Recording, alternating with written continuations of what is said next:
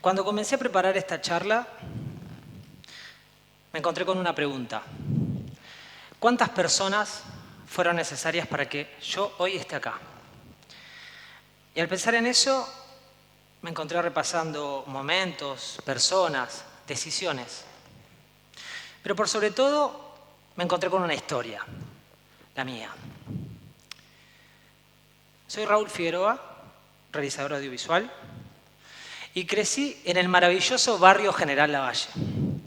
Un barrio de gente trabajadora, un barrio donde las casas se hacen de a poco. Un barrio donde quizás los autos son bienes de lujo. En fin, un barrio donde nos conocemos todos. Recuerdo de chiquito, a mi barrio no había llegado el gas, así que nos calentábamos con cocina a leña. Y mi mamá en las noches de invierno me acuerdo que ponía debajo de la mesa una chapa con brasa para que pudiéramos cenar con los pies calentitos. Y al otro día la veíamos agarrar su bicicleta e irse a trabajar temprano. Pero también me crié en el verano en el barrio donde vivía mi primo Lucas. Y para ir a su casa yo agarraba mi bicicleta con 9 años, cruzaba un descampado y me iba bordeando la ruta hasta llegar a su casa. Y ahí me esperaban mi tío Cacho y mi tía Mari, que me llevaban a todos lados. Y con ellos conocí por primera vez un restaurante. Recuerdo que cuando el mozo me dio la carta, como me daba vergüenza, lo primero que pedí fue jamón con melón. Mi tía Mari, cuando recordaba esa anécdota, se largaba a reír. Y un día acompañé a mi primo a su programa de radio. Y cuando llegué a ese lugar, descubrí el otro lado de la radio, el otro mundo de la radio. Ese mundo que yo escuchaba con mi vieja a la mañana. El dueño de la radio me preguntó si quería aprender y le dije que sí. Así que empecé a trabajar ahí. No me pagaba, pero a mí me encantaba estar en la radio. En ese momento todo mi mundo giraba en torno a la radio. Me acuerdo que iba a los cibers a escuchar radios de Buenos Aires para copiarlas, ¿no? y poder hacerlo en la radio. Así que todo mi mundo en ese momento giraba en la radio. Y ahí conocí a mi amigo José Luis, que un día charlando me dice: Raúl, ¿no querés que hagamos un curso de camarógrafo que están dando en una fundación? Claro, le digo yo. El curso salía 20 pesos y yo no los tenía. Y él los pagó por mí. Nunca voy a olvidar ese gesto porque de alguna manera ese gesto cambió mi vida. Porque cuando agarré la cámara y puse mi ojo en el visor, fue como que el mundo se abrió delante mío. Y llegó la certeza, llegó la pasión. Y yo dije, si esto es un trabajo, yo lo quiero hacer. Pero terminé el secundario en el año 2001, un año donde Argentina quizás no pasaba un buen momento económico y social. Y con miedo a ese futuro, mi mamá me dice: ¿por qué no te metes en la policía? Me acuerdo en ese momento todos los chicos del barrio se metían en la policía, así que ahí fui yo también. Recuerdo que pasé varias etapas hasta que por un pasillo escuché: aspirante Figueroa está dado de baja. ¿Por qué? Por una muela cariada. ¿Por una muela cariada? Nunca entendí cómo una muela cariada podía ser motivo de seguridad nacional, pero se puede decir que en ese momento la odontología cambió mi destino. Y empecé a pensar, ¿y ahora qué hago? Porque de lo que a mí me gusta no había nada. Así que empecé a estudiar ciencias políticas, asistente social, pero abandonadas todo el tiempo. Sin embargo, Edgardo, el muchacho que me había dado el curso de camarógrafo, resulta que me había recomendado una productora local chiquitita en Viedma que filmaba todo tipo de eventos deportivos y sociales. Así que ese fue mi primer trabajo de camarógrafo. Yo era feliz, porque aprendía, me pagaban y la familia Maldonado me trataba como un hijo. Me encantaba estar ahí. Recuerdo un día llegando al barrio de trabajar, en la plaza del barrio me cruza una vecina y me dice: Negrito, porque Negrito me decían en el barrio, Negrito, ¿por qué no dejas de hacer eso que haces con la cámara y te metes en la policía? Ella no sabía que yo lo había intentado, pero lo que me dijo me dolió, porque sentí que mientras yo ponía toda mi pasión y mi alegría en eso que había descubierto, sentía que todo el mundo creía que yo estaba perdiendo el tiempo, lo que yo hacía no tenía futuro. Mientras tanto mis amigos conseguían trabajos estables, oficios, o eran policías. Pero con el tiempo seguí trabajando y conseguí ese bendito trabajo estable. Comencé a trabajar en prensa del gobierno provincial y trabajaba en un canal local. Era feliz, tenía 2 trabajos de lo que a mí me encantaba hacer. Viajaba por la provincia con mi cámara, contaba historias. Pero sentía que me faltaba algo. Me sentía una mentira cuando me sentaba en reuniones de trabajo con personas que habían estudiado esta profesión. Yo sabía usar la cámara, yo sabía contar historias, pero no entendía del todo la mía. Me faltaba sentido. Así que esa sensación me persiguió por muchos años. Y a los 26 decidí hacer algo que quizás parecía una locura. Dejar todo e irme a estudiar a Buenos Aires, a buscar mi sueño de estudiar. Pedí si me podían trasladar el trabajo, pero la economía no era la misma. Así que recuerdo que en una charla con un amigo, Claudio, saca de su casa del cajón 3.000 pesos y me dice: tomá, Raúl, algo de esto te va a ayudar. Me acuerdo que en ese momento todos tenían confianza en mi viaje y me apoyaban. Recuerdo que mis compañeros de prensa me habían hecho una fiesta donde me la pasé llorando. Y con ese llanto agarré mi colectivo y me fui a Buenos Aires a buscar mi sueño. Y me encantaría decirles que fue un éxito, pero no. Buenos Aires me recibió con la peor cara. Me estafaron, viví en el recibidor de una casa, lloraba en el baño del trabajo. Sentía que había cometido un error. Me acuerdo que la llamaba a mi mamá y le decía que estaba todo bien. Pero yo sabía que ella sabía que no estaba todo bien. Lo llamaba a mi amigo Yoshi para pedirle consejos, preguntarle qué hago. Pasaron los meses y Nicolás, un amigo de acá de Viedma, me consigue una entrevista de trabajo en una productora muy grande en Buenos Aires. Era la productora de su primo Nacho. Así que fui a esa entrevista de trabajo. Era la última oportunidad de quedarme en Buenos Aires. Y me acuerdo que los primeros minutos fueron re lindos. Yo le decía lo mucho que me gustaba esta profesión, que yo hacía cámara, me encantaba. Pero los siguientes minutos fue decirle que extrañaba, que me habían estafado, que había cometido un error total. Y recuerdo que él me frenó y me dijo algo que no voy a olvidar nunca. Raúl, volvete. No es tu momento. Anda, volvé a tu ciudad, toma fuerzas y volvé. Y recuerdo que le dije: si yo me voy de Buenos Aires, no vuelvo nunca más.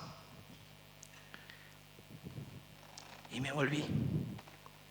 Me volví a mi ciudad, enojado, triste, frustrado. Sentía que me habían roto el corazón. Entonces decidí ser normal, tapar ese sueño. Sentía que si yo tapaba eso que me había hecho mal, iba a tener paz.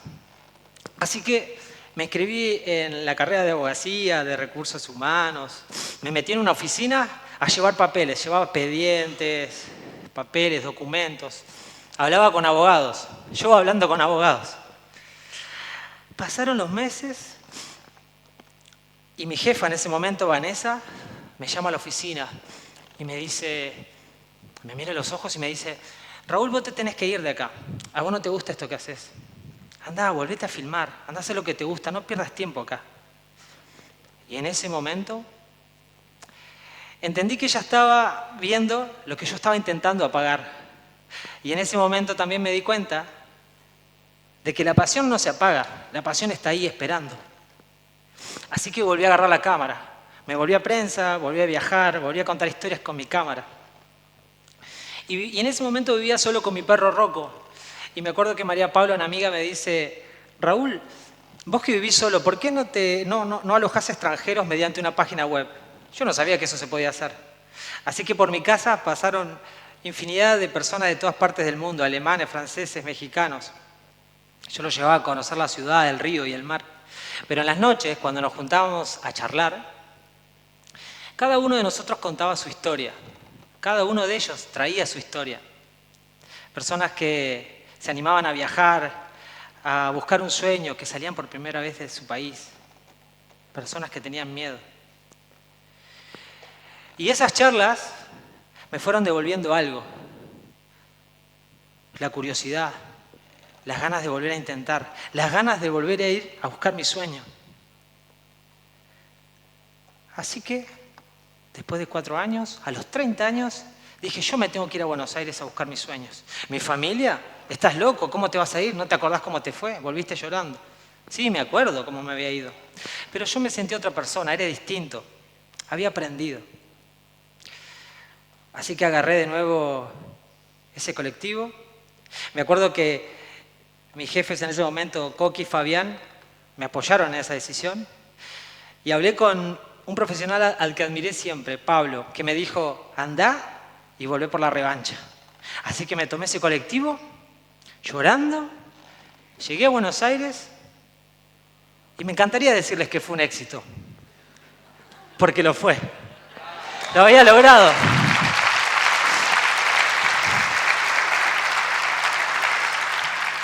Comencé a estudiar, estaba haciendo lo que siempre había querido. Me acuerdo que cuando entraba a la facultad miraba para arriba y decía, este es el lugar donde yo siempre quise estar. Lucrecia, una amiga, me contacta con una productora con la que empiezo a trabajar y conocer profesionales. Estaba feliz. Y en esa felicidad conozco a una persona muy importante, Victoria, mi esposa, que siempre me apoyó y entendió mi pasión. Pero lo más lindo de todo esto es que el mejor trabajo de mi vida lo encontré acá, en Viedma. Sí. Un verano, recuerdo que estaba en Viedma, y Carolina, una amiga, le había dado el teléfono a Marcelo, un productor de Buenos Aires que había venido a trabajar ese fin de semana a Viedma. Me llama, me contacta y me empieza a contar que él era un productor de un canal internacional y que estaba en Viedma y que después del trabajo de Viedma se iba a Colombia 7 días a trabajar. Cuando me dijo eso yo abrí los ojos y dije, esta es mi oportunidad. Le empecé a decir que yo era camarógrafo, que me encantaba, que amaba esta profesión, que vivía en Buenos Aires, que me llamara. Me dice, tranquilo, si todo sale bien acá, después vemos. Así que terminé el trabajo, me volví a Buenos Aires y meses después suena mi teléfono. Era él. Raúl, ¿vos tenés pasaporte? No, no tengo.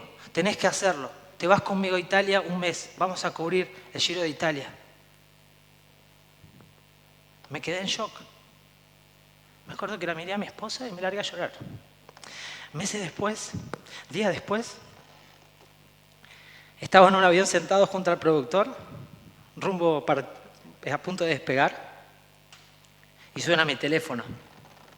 Era mi mamá. Y yo no le quería atender, porque yo sabía que si le decía que estaba en un avión, se iba a poner nerviosa y se iba a poner mal. Pero no me aguanté y la atendí. Y le digo, mamá, estoy en un avión por despegar, estoy yendo a trabajar a Italia. Y me acuerdo que se hizo un silencio. Y la escuché llorar. Y me desplomé en llanto. Y en ese momento recordé todo. Recordé los días editando en la casa de José Luis, con los mates de la Hilda y el Colo. Recordé los días de invierno filmando carreras de caballo con los dedos congelados. Recordé la primera vez que me quise ir a Buenos Aires y me frustré. Pero también recordé el esfuerzo de mi mamá para mantenernos a mis hermanos y a mí. Recordé a mi tío Cacho y a mi tía Mari cuando me cuidaban. En fin, recordé a todas las personas que creyeron en mi sueño. Me llevó 15 años llegar a ese avión con mi cámara. Y no lo hice solo, persiguiendo mi sueño. Lo hice superando miedos y viviendo aprendizajes. Con el tiempo, mi trabajo me llevó a conocer el mundo, países, personas que jamás hubiese imaginado conocer. Y dicen que una linda charla te deja algo positivo. Así que hoy me gustaría invitarlos a que no solo cambien su historia, que intenten involucrarse también en la historia de otro, que se animen a dar una palabra, un consejo, un abrazo, que se animen a creer en el sueño de alguien más. Porque hoy me doy cuenta que todas las personas que me ayudaron, sin saberlo, cambiaron el mío. Gracias.